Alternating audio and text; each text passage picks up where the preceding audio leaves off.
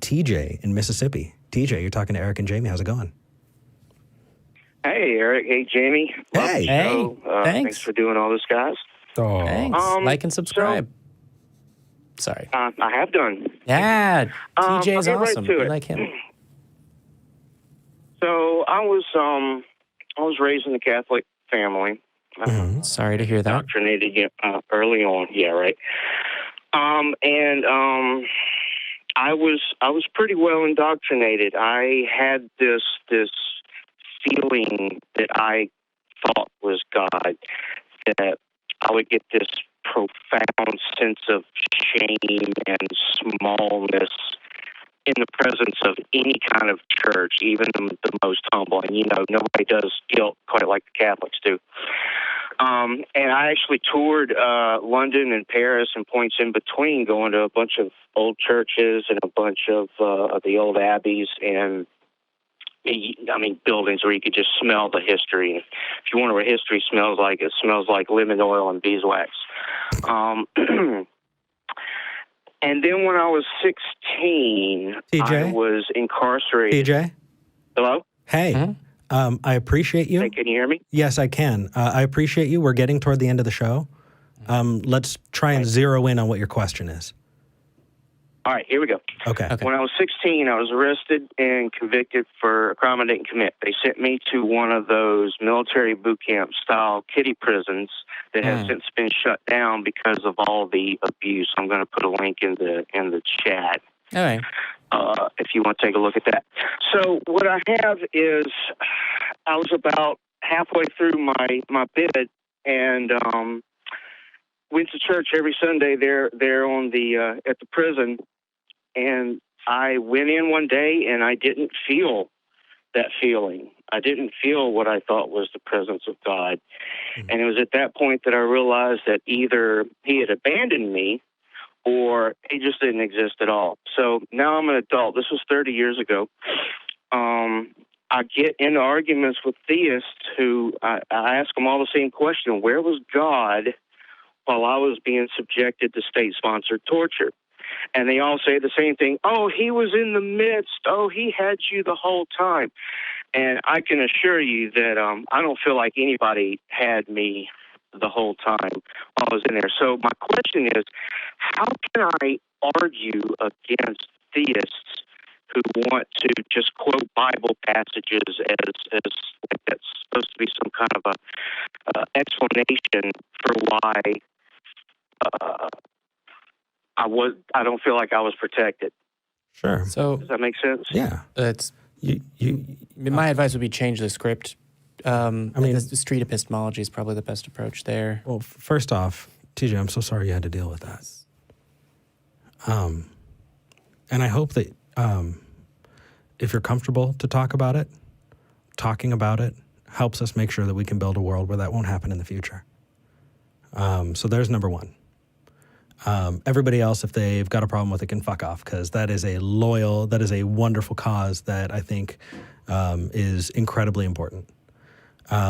But specifically, how do you have this argument with them? Well, it sounds like you have a very, very potent problem of evil that someone would have to do some mental gymnastics to try and bend themselves around to justify, right?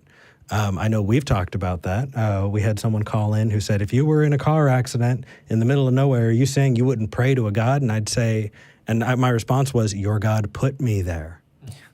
Right? Because if you believe in a God that created the universe to happen the way it happened, that means your God put me there. Yeah. If they're saying God was in the midst, then what they're saying is, yeah, that prison was run by God, and what you were put through was God, and all of that. Mm-hmm. So they can either say there's a place where God wasn't, in which case what they're saying about God isn't true, or they can say, well, God was there and doing that, in which case the part where they say he's good isn't true. Yep. And the rest of it, man, there are people that you're not going to be able to convince. There are different things that you can do, because if it's somebody that you need to deal with but they're not an integral part of your life, then you can disagree with them, and that's okay. If it's somebody who is integral in your life, then you need to be able to make that evaluation about whether or not that person is toxic and should be in your life. And you're absolutely justified in making those decisions, and no one here is going to tell you where that line is because you know your life and those people in your life better. But when it comes to having an argument with a random stranger online, I find that the less anonymity in the discussion, the better. You shared something about your life. That's a whole lot harder to dismiss. Right. Yeah. Well, usually it's through Facebook.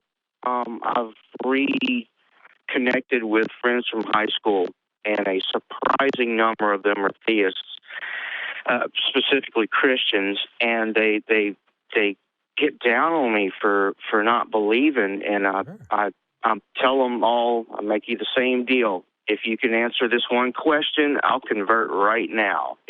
Where was God when this was happening? And they just go in circles with this scripture, that saying, and oh, well, Jesus died for you on the cross. Why should you be mad about this? This is so not as bad as that. Hitchens, TJ Hitchens actually had a couple really good quotes where he brought up examples of people who were tortured for decades. Yeah. Right? Kidnapped as children and forced into having children by the rapist. I mean, really intense stuff. And if you're going to have a pissing contest, if someone's really going to pull out the ruler, then really say, oh, did Jesus' death really, was it as bad as, X, Y, and Z? Because there are people who go through that your God is doing to people. Yeah. So, when they say, then why would you be mad that happened to you? The one snippy way of responding is, do you mean, why am I mad that you're claiming that your God did that? I like that. Yeah. And another, because you're also going to church and worshiping that God and talking about how great that is and giving money to institutions that teach other people to say that. Yeah. That would be why. And with that argument can be, you can say, hey, you may not agree with me, but would you agree that the solution is to allow the abuse to continue? No. Would you agree that we should do something instead of waiting for a God to? Because hoping a God would do it didn't help you, so why would I expect it to help other people, right? And so whether or not you believe that God exists, creating reform and legislation to make this world a better place is something that's in our hands that we have to do. Yeah. So regardless of whether or not you believe it, if that God is that much of a shit, then they should be, just as on board to make the world a better place from us doing it instead of, waiting around for that deity. Let me just throw one more thing at you, and I'll clear the line so you can get to the next caller. Rock on. Another problem that I have is, by and large, the Christian segment of our society tends to be the conservative, the Republican, the right, finger quotes in the air, right side of our society. And they also tend to give absolute support to the authorities.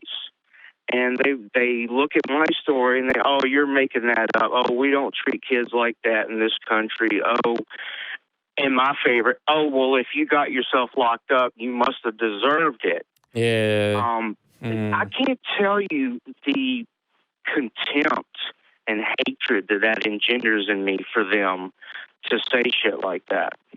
Yeah. Understandably. Those poor people have to go home and live with the fact that they are who they are. Yeah, but I feel very, very bad that they've got to wake up every morning being that same piece of shit.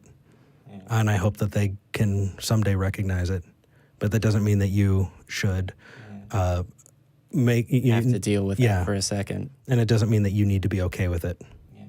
I don't mean to be that person, but feel free to give them the phone number for this call, because in general, I don't know, I think I'm generally still considered the more patient of the two of us. Oh, for sure. Yeah, but if people want to see me lose my cool real quick.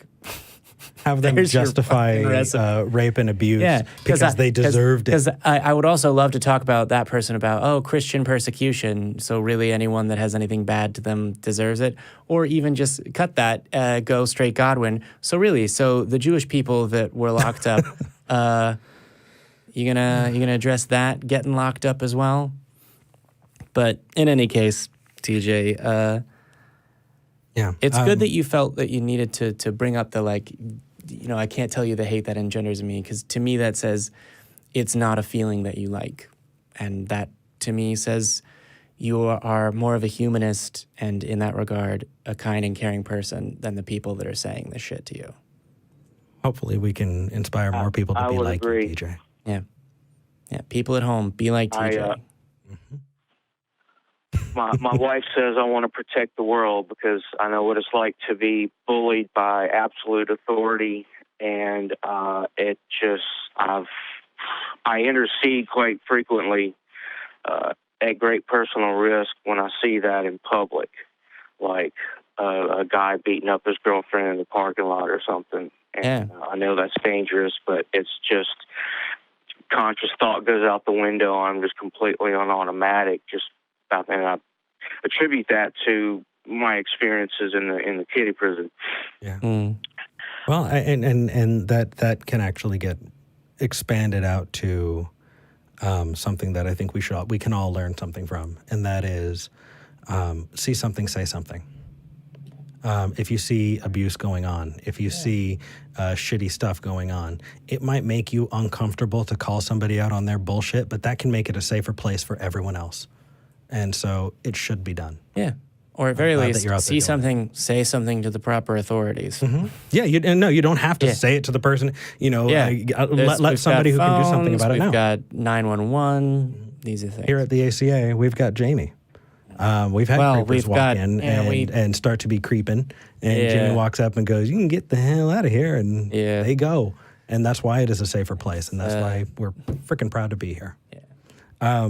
TJ, you guys also have more than just me, but yeah. Yeah, but you're pretty freaking awesome about that, Jamie. I'm proud of you for that. Thank you very much. TJ, we got you take care, and we'll talk to you next time.